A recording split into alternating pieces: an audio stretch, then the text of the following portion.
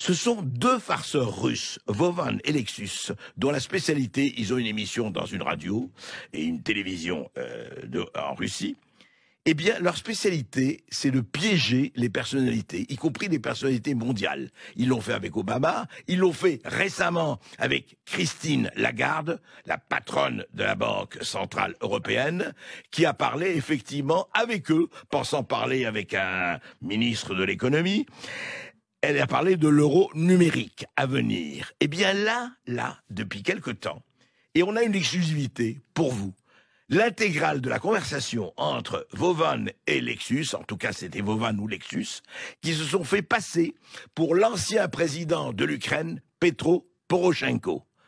Ils se sont fait passer pour lui et ont appelé François Hollande, et François Hollande qui connaît très bien Petro, mais eux ne se sont pas mis en zoom, ils ne se sont pas mis, évidemment ils ne se sont pas montrés. En revanche, François Hollande a répondu en zoom, donc on le voit, on voit son image et vous le verrez sur YouTube, sur la chaîne Sud Radio de YouTube. Et ils parlent. Et ils ont parlé pendant au moins un quart d'heure ou 20 minutes de tout. Des accords de Minsk, de la réforme des retraites, absolument de tout. C'est absolument passionnant. Et vous verrez, c'est un document unique. Alors, est-ce qu'un président ne devrait pas dire ça? Je ne sais pas. C'est très intéressant. Voilà. C'est une technique journalistique qui existe depuis longtemps. C'est évidemment un piège. Mais Hollande a répondu très cash, très franc. Et écoutez, c'est vraiment, ça vaut son pesant d'or. Bonjour, Monsieur le Président. Je suis très heureux de te voir, cher François. Comment vas-tu, mon ami? Bonjour, Petro. Je vais bien mieux que, hélas, la situation en Ukraine. Je suis bien sûr tout ce que vous faites sur place et je suis heureux de pouvoir m'entretenir avec toi de la situation. Au fait, comment va-t-il, mon ordre de la liberté? J'espère que tu le portes. Oui, je le porte et je suis fier de le porter dans le contexte que nous connaissons. Mon soutien à l'Ukraine est total et je fais en sorte, partout où je peux m'exprimer, de demander que l'Ukraine puisse disposer des armements qui lui sont nécessaires. À ma connaissance, tu as rencontré Emmanuel récemment. Qu'est-ce qu'il dit à propos de l'Ukraine? Qu'est-ce qu'il en pense dans l'ensemble? Emmanuel Macron a été longtemps dans l'idée qu'il pouvait jouer un rôle pour une négociation entre l'Ukraine et la Russie. Je pense qu'aujourd'hui, il a pris conscience que cette position-là était intenable. Deuxièmement, il a dit qu'il était prêt à fournir des armements, que l'Ukraine en consommait beaucoup, mais qu'il était important de lui en fournir et que nous sommes sans doute dans une guerre longue. Il a aussi convenu que Poutine, en ce moment, ne pouvait pas être un interlocuteur. Oui, je sais que l'artillerie, les chars, mais en ce qui concerne les chasseurs, je sais que la Grande-Bretagne veut déjà fournir des avions. Pour toi, est-ce que Macron va nous fournir des F-16 que nous demandons et des armes à longue portée? Je pense que l'intérêt de l'Ukraine est de recevoir des armes qui peuvent être utilisées dans un délai rapide et ne pas se focaliser sur des armes qui exigent des temps d'entraînement, de formation ou des pièces de rechange compliquées. Donc tout ce qui peut être un matériel immédiatement disponible pour résister à l'offensive russe, c'est ça qu'il faut demander aussi bien au Premier ministre britannique qu'aux pays européens. Et de les livrer massivement et pas simplement au compte-gouttes. Et plus la demande est sur des chars lourds ou des avions extrêmement sophistiqués comme les Rafales, plus la livraison risque d'être limitée en nombre. Ah, mais en fait, je pense que tu es d'accord avec moi qu'aujourd'hui, ce n'est pas une guerre entre l'Ukraine et la Russie, c'est la guerre entre le monde occidental et le monde russe. Qu'est-ce que tu en penses? Oui, je pense que de l'issue de la guerre en Ukraine va dépendre un nouvel équilibre du monde. Si l'Ukraine gagne, ce que je souhaite de tout mon cœur, il y aura nécessairement pour les régimes autoritaires un coup d'arrêt, aussi bien pour la Chine vis-à-vis de Taïwan que pour d'autres pays qui sont tentés, comme l'Iran, d'aller plus loin, ou même la Turquie, même si la Turquie aujourd'hui est dans une autre situation. Donc, il est très important que la victoire revienne à l'Ukraine, non pas simplement parce que ce seraient des territoires que l'Ukraine reprendrait, qui lui appartiennent. C'est pour ça que la demande des Ukrainiens sur le plan militaire ne peut pas être simplement pour gagner quelques kilomètres carrés. Il faut vraiment que ce soit une offensive qui permette d'infliger à Poutine une vraie défaite. Mais dans ce cas-là, tu es d'accord qu'aujourd'hui la France, comme l'Union européenne, elle participe également à cette guerre, bien qu'à leur propre niveau. Oui, ils ne veulent pas être belligérants au sens où la Russie pourrait prendre prétexte de leur soutien pour agir sur un pays européen voisin et entraîner le monde dans une guerre qui irait au-delà de l'Ukraine. Mais sans être belligérants, ils sont, comme tu l'as dit, participants. Mais nous, en fait, comme tu le comprends, actuellement, l'Ukraine mène cette lutte pour l'ensemble de l'Union européenne. Oui, je partage ce point de vue.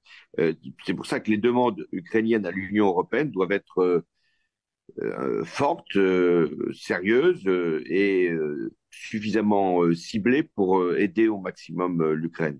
Il y a l'aspect politique, c'est un point important. Donc, ce dont vous avez besoin, ce sont les avions F-16, ce sont des avions américains.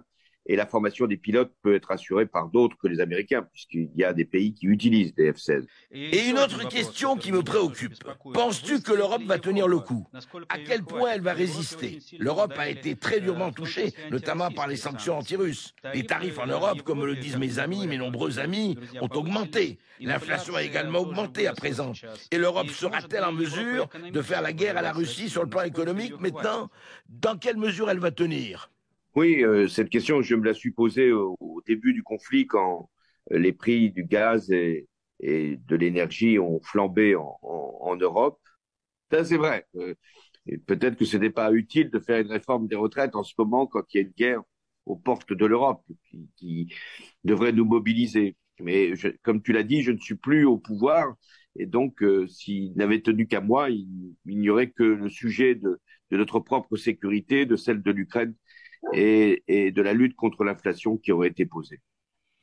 Et les médias font leur travail en France et il y a encore beaucoup de sujets d'actualité qui portent sur l'Ukraine dans les journaux télévisés. Mais j'ai une autre question, probablement la principale. Il est maintenant question d'un accord de paix. Monsieur Macron dit que nous devrions nous asseoir à la table des négociations. Le chancelier Scholz en parle également. Les États-Unis sont bien sûr contre.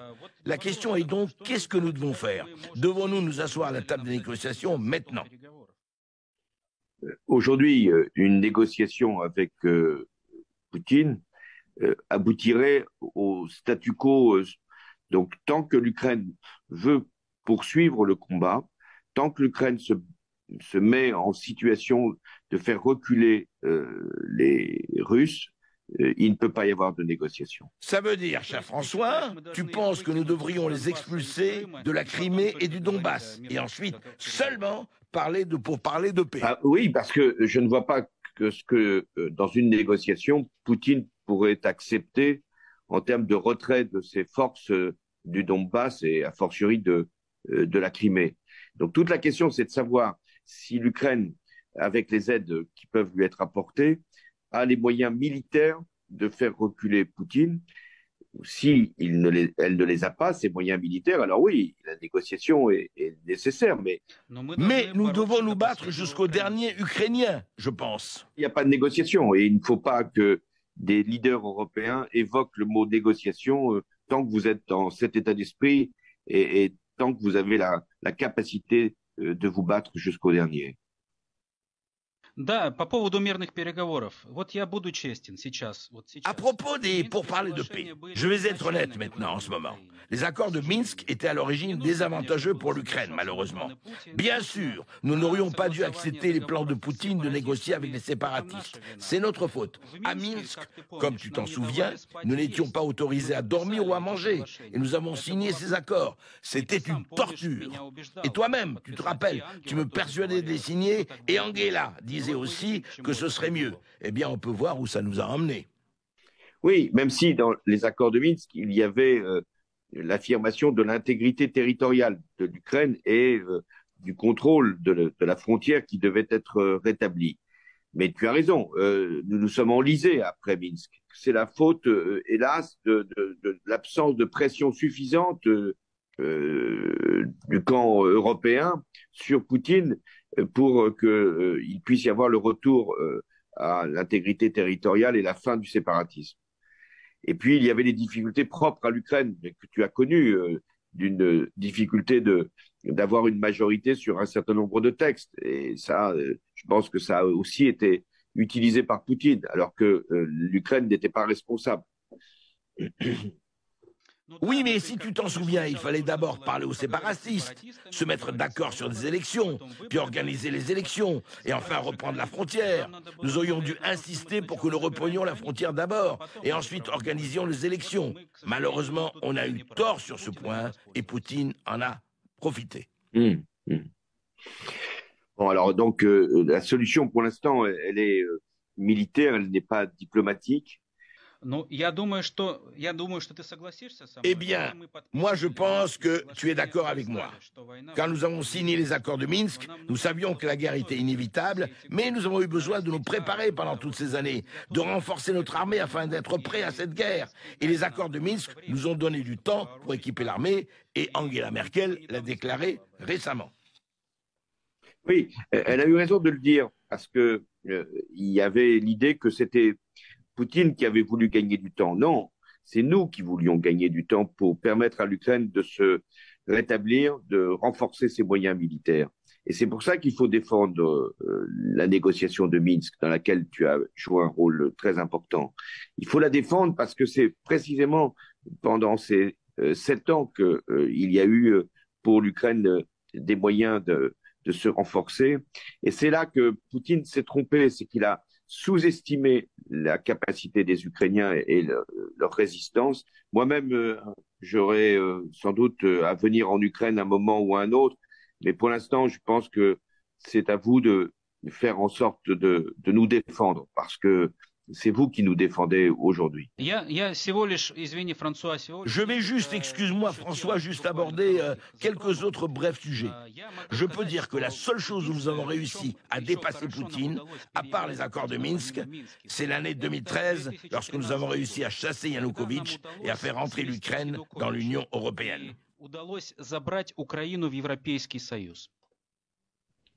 Oui, je pense que tu as joué un rôle très important à ce moment-là. Je me souviens encore quand tu es venu à l'Élysée avec Bernard-Henri Lévy et que tu étais accompagné par Klitschko. Et c'était au tout début du processus. Et si vous n'aviez pas été là, il n'y aurait pas eu Biden, il n'y aurait pas eu la victoire que vous avez obtenue en chassant Yanukovych. Donc, ce rôle historique qui a été le tien est très important à rappeler. Très bien, Président. Merci pour cette conversation. Je te souhaite le meilleur. Reste en contact et bien sûr, je t'attends à Kiev. C'est plus ou moins sûr là-bas maintenant. Bah, écoute, ça sera avec plaisir que je me rendrai auprès de toi et auprès des autorités ukrainiennes pour vous témoigner de mon amitié et avec toi de mon meilleur souvenir de tout ce que nous avons fait ensemble. Merci, Petro, et à bientôt à Kiev et j'espère un jour à Paris. Au revoir. Au revoir, mon ami. Au revoir. Au revoir. À bientôt. À bientôt. Un vrai Hollande, un faux Poroshenko. Une conversation qui fera date. Hollande égal à lui-même, très franc, mais qui affirme et qui corrobore ce que disaient certains et qui paraissait du pur complotisme, c'est que Angela Merkel et François Hollande avaient effectivement signé les accords de Minsk pour permettre, et c'est leur droit le plus strict et c'est légitime, de permettre à l'armée ukrainienne de se renforcer, de se refaire, mais pourquoi ne pas le dire à ce moment-là ? Deuxièmement, il parle de son soutien, d'envoyer des armes le plus possible, de ne pas négocier avant qu'il n'y ait une défaite de Poutine. Et tout ça, c'est clair. En tout cas, ça est clair, vous voyez. C'est ce que j'appelle la vérité qui s'avance masquée. C'est le masque qui dit la vérité.